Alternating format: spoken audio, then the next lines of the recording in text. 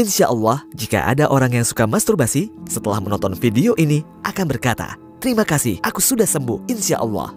Tayangan ini akan memberikan obatnya. Lewat penelitian panjang dan eksplorasi selama berjam-jam, terlalu mudah mengatakan, "Itu haram, jangan lakukan." Masturbasi itu rumit. Bukti psikologis dan ilmiah akan memperlihatkan kemana kebiasaan ini akan membawa seseorang.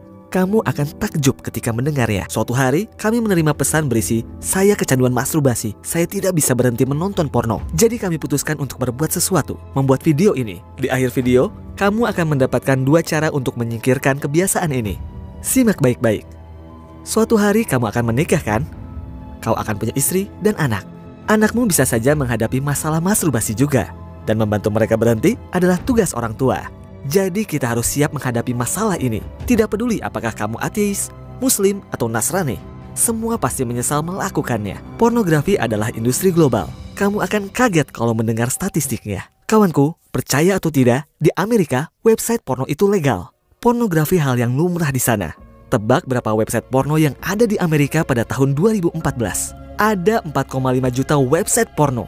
Dulu di 2014. Aku tidak bicara tentang jumlah foto atau video. Maksudku, ada 4,5 juta website yang masing-masing ada banyak foto atau videonya. Dan parahnya lagi, 12% dari semua website yang ada adalah website porno.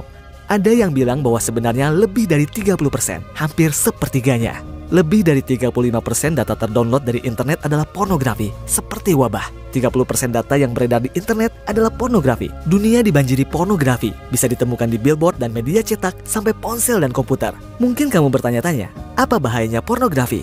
Orang bisa bilang kalau masturbasi itu enak, dan mungkin itu benar. Tapi, percayalah, hasilnya sangat tidak menyenangkan. Bagaimana kalau sudah selesai? Semua kepercayaan dan ateis merasakan hal yang sama. Semuanya merasakan hal-hal negatif, seperti menyesal, malu, membenci diri sendiri, kurang motivasi, dan lesu. Bagi yang telah kecanduan, hal-hal negatif tersebut merasuk hingga menjadi sebuah depresi. Bisakah kamu bahagia saat depresi? Tidak. Kamu akan kehilangan kebahagiaan saat depresi. Gejala depresi sendiri meliputi malas, motivasi rendah, lelah, dan rasa bersalah. Ada juga artikel yang mengklaim masturbasi mengakibatkan kerontokan rambut. Coba pikirkan, masturbasi bisa jadi penyebab masalah lain. Ada yang turun-temurun, ada juga yang tidak. Seperti terganggunya produksi hormon testosteron. Klaim lain menyebutkan sakit pada selangkangan. Jadi tanyakan pada dirimu, apa aku rela mengidap salah satu penyakit ini hanya demi kenikmatan sesaat? Ada juga yang mengklaim masturbasi menyebabkan hilangnya ingatan. Bayangkan kehilangan kenangan berhargamu. Kisah berikut akan membuatmu terkejut. Seorang hafiz muda datang kepada Bediu Zaman. Pastinya pemuda ini sudah hafal Al-Quran. Ia mengeluh bahwa ingatannya menurun. "Aku sering lupa banyak hal." Apa kemampuan terpenting bagi seorang hafiz? Daya ingat, kan? Dia butuh kemampuan tersebut untuk menghafal Al-Quran. Lalu Bediu Zaman berkata, jauhkan diri dari melihat yang haram.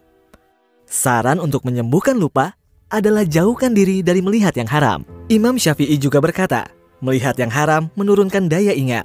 Jadi, apa akibatnya jika melihat yang haram? Daya ingat menurun. Semakin yang haram memasuki diri, syahwat akan naik. Dan ia bisa menyalahgunakan dan menyanyiakan tubuhnya. Saat kamu melihat yang haram, birahimu akan muncul.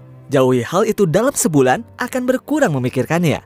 Walaupun kamu tidak sengaja melihatnya, hal itu tetap terekam di alam bawah sadarmu. Seseorang bisa menyalahgunakan dan menyanyiakan tubuhnya. Inilah masturbasi. Akhirnya diwajibkan mandi besar beberapa kali dalam seminggu.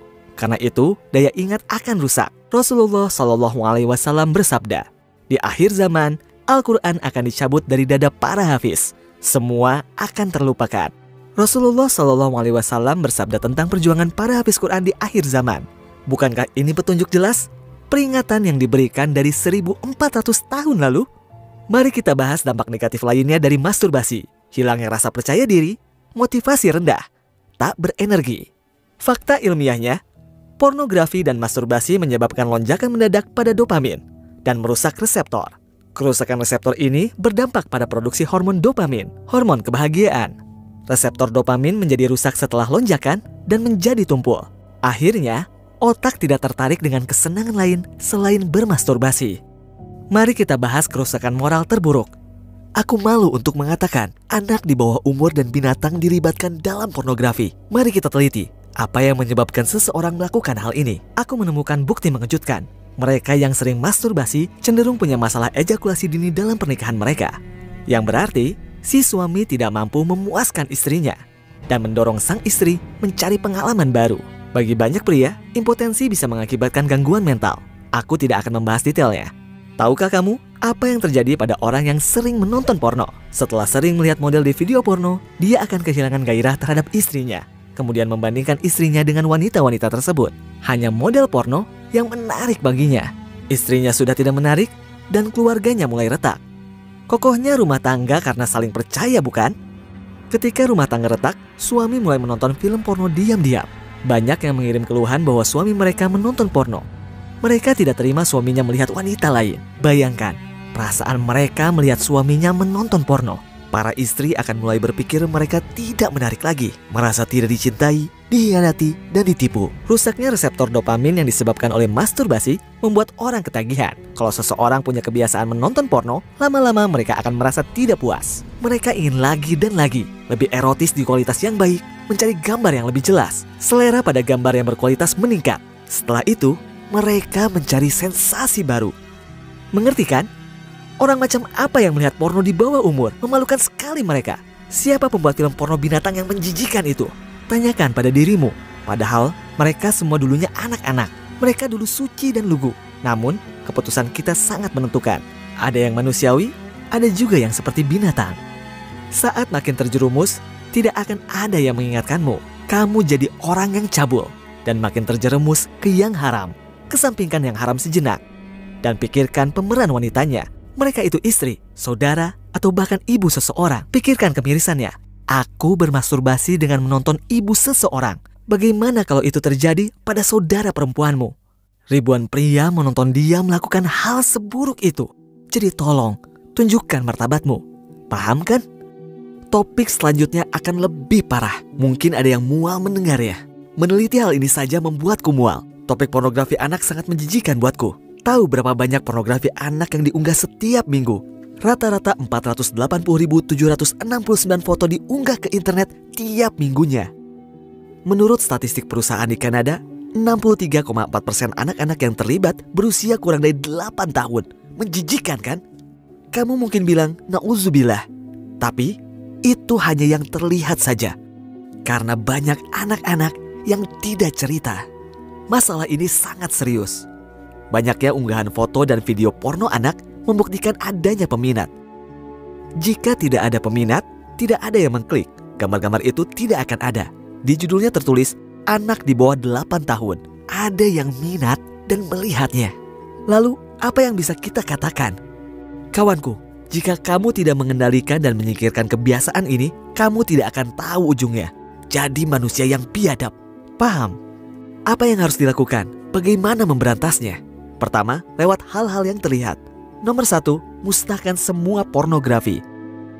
Hapus dan buang DVD, flash disk, koran, majalah, dan lain-lain. Filterisasi Google-mu. Jangan gunakan VPN. Alihkan dirimu selalu. Nomor 2, berolahraga. Berolahragalah. Sibukkan dirimu. Nomor 3, jangan menyendiri di rumah. Baiknya, gunakan komputer hanya saat bersama orang lain. Jangan anggap sepele hal ini. Tali yang kuat terbuat dari serat yang halus. Nomor 4, mandi air dingin. Mandi air dingin, terutama pada area kemaluan, membantu menyingkirkan nafsu birahi. Menurut banyak sumber, hal tersebut efektif. Anggota komunitas NoFap mandi dengan air dingin secara teratur. Nomor 5, menikah. Tapi, ada yang tidak setuju juga. Jika sudah sangat bejat, pernikahan bukanlah solusi. Tapi, bisa menjadi solusi pada taraf tertentu. Pria yang belum sepenuhnya bejat akan lebih tertarik untuk berhubungan intim dengan istrinya dibanding bermasturbasi. Berhayal yang tak lazim terhadap pasangan kemungkinan terjadi bagi yang sering menonton porno. Pernikahan tidak seperti masturbasi, memiliki ikatan yang kuat. Jika kamu menikahi pasangan yang kamu cintai, ikatan cinta yang tulus dapat membantu menjauhkanmu dari masturbasi yang membuat hati dan pikiranmu damai. Dan untuk yang bilang, aku tidak bisa berhenti, bagaimana? Jangan khawatir. Nomor 6, bersabarlah. Tunggu sampai menikah dan kesabaranmu pun akan menguat. Tetap berjuang, kamu akan baik-baik saja setelah menikah. Saat tua nanti, kamu tidak akan bisa bermasturbasi. Bediüzzaman menegaskan, Rasa bosan adalah guru dari segala kenikmatan. Singkat namun penuh makna. Rasa bosan diibaratkan sebagai guru dari segala dosa. Coba ingat masa pubermu. Kapan kamu masturbasi? Di saat bosan kan?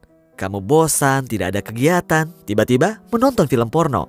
Tapi saat kamu sibuk, kecil kemungkinan bermasturbasi kan? Artinya, jangan sampai kita bosan. Nomor 7, cari hobi. Saat tidak ada kegiatan dan sendirian, pastinya kamu akan tergoda. Sibukkan dengan main musik, fotografi, atau jika ada uang lebih, jalan-jalan keliling dunia. Isi waktu luangmu dengan hobi. Jika tidak menyibukkan diri, setan yang akan ambil alih. Sedikit tambahan, setan tidak bisa menyuruhmu untuk bunuh orang-orang di mall. Tidak masuk akal, dan kamu akan mengabaikannya. Dengan cara yang sama, tolaklah bermasturbasi. Itulah tujuan pembicaraan ini. Aku membuat persepsi tentang masturbasi. Aku mendiskreditkan masturbasi. Itu kebiasaan buruk yang dilakukan pecundang. Tidak baik untuk siapapun, apalagi seorang muslim. Kenapa dilakukan?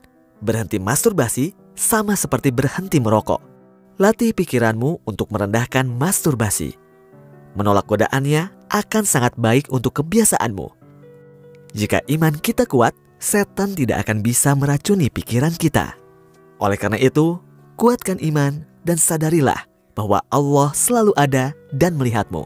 Itulah kunci penyelesaiannya. Sibukkan dirimu dengan belajar. Bacalah tafsir-tafsir Al-Quran, misalnya Risalah Nur. Itu semua dapat memperkuat imanmu. Mungkin ada yang protes, aku tidak beriman, aku seorang kafir. Untuk masalah itu, bukan tempatku untuk menilai seseorang. Tapi, bisa saja iman kita lemah kan? Atau imanmu bisa lebih kuat lagi. 3 tingkatan dalam iman. Pertama, taklid. Kedua, yakin. Ketiga, yan. Bediüzzaman menulis dalam risalahnya, jika kamu lihat ada asap di balik gunung, kamu tahu bahwa ada api di sana. Seperti taklid. Tahu tanpa harus melihat. Aku mendaki ke puncak gunung, melihat ke bawah dan melihat api. Melihat adalah tingkatan yakin. Melihat dengan mata sendiri, kudekati, kemudian kusentuh, aku merasakan panasnya. Itulah tingkatan iyan. Percaya pada Allah dengan ilmu, percaya seolah-olah kau melihatnya. Percaya seolah-olah kau merasakannya. Di mana tingkat keimanan kita? Apakah pada tingkat seolah-olah beriman? Sayangnya kebanyakan orang begitu. Apa itu beriman? Yaitu menerima adanya Allah dengan bukti dan ilmu. Haram ada di mana-mana. Kamu melihat banyak hal haram sebelum di sini.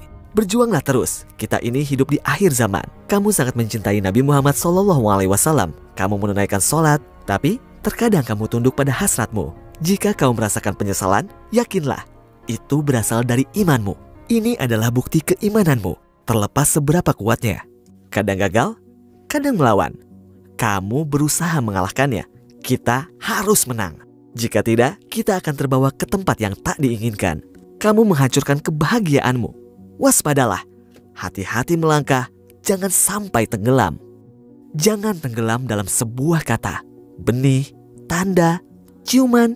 Imanmu akan terkikis bila mana melakukan sebuah dosa. Kita selalu beralasan, nanti aku akan sholat, nanti. Jika kita terus melukai hati kita, kekuatan dan keinginan untuk bertindak akan hilang saat waktunya tiba. Nabi kita Muhammad SAW bersabda, setiap dosa adalah noda yang membuat hati menjadi hitam. Kita diperingatkan, sampai akhirnya iman lenyap dari hati kita. Jika kamu bertobat, patuhi Allah, jauhi dosa, dan bilang, bisa, aku pasti bisa. Ada ganjaran dan efek negatifnya, baik secara ilmiah maupun psikologis. Jadi kenapa aku tidak menghentikannya? Ketika bersama ayahku, aku mengganti channel kalau ada adegan tas nono. Ketika sendirian tanpa ayah, Allah tetap melihatku. Para malaikat melihatku. Bagaimana kalau aku nanti bertemu dengan Rasulullah SAW? Jika kamu melihat yang haram, alihkan pandanganmu, tundukkan kepalamu, dan hitung langkahmu. Tundukkan terus sampai kamu melewatinya. Pada hari kebangkitan nanti, ketika kamu mengangkat kepalamu, kamu akan melihat Rasulullah SAW. Bagaikan benih, ia terkubur di tanah dan akan muncul menjadi bunga yang indah. Seperti halnya kita akan dikubur di bawah tanah. Kemudian, kita akan mekar di kehidupan baru di surga, insya Allah. Apa mungkin Allah Subhanahu wa Ta'ala yang melestarikan bunga akan membiarkan ciptaannya yang paling berharga di dalam tanah dan menghilang begitu saja? Apa itu mungkin? Tidak. Seperti bunga, kita akan membuka mata kita ke dunia baru. Kamu akan melihat surga dan semua keindahannya. Kamu akan bahagia telah diselamatkan. Kamu berjuang sampai akhirnya menikah. Kamu berjuang keras dan semua terbayar. Kamu lulus. Surga menantimu. Dan hebatnya, kamu menghindari neraka dan kamu akan berhadapan dengan Rasulullah SAW dan memeluknya. Aku sudah berjuang, aku gagal, aku bertobat, tetapi aku di sini bersamamu ya Rasulullah SAW. Kamu duduk bersama beliau. Selesai sudah. Ujian sudah selesai. Bencana telah berakhir. Masalah telah berakhir. Penderitaan telah berakhir. Di atas semua itu, kamu akan melihat Allah yang Maha Kuasa. Allah bersabda, sesungguhnya satu hari di sisi Tuhanmu adalah seperti 1000 tahun menurut perhitunganmu. Surat Al-Hajj ayat 47. Betapa nikmatnya. Hidup 1000 tahun tidak bisa menandingi bahagianya melihat Allah Subhanahu wa Ta'ala walau sehari. Bayangkan, bukan hanya Allah menciptakanmu, Allah juga memperlakukanmu dengan kasih sayang. Dia memberimu rezeki. Dia melengkapi ibumu dengan belas kasih. Dia melindungi dan merawatmu. Semakin baik dirimu di hadapan Allah, semakin Dia memberikan kasih sayangnya. Tidak ada gunanya menjauh dari rahmatnya. Begitu sulitkah?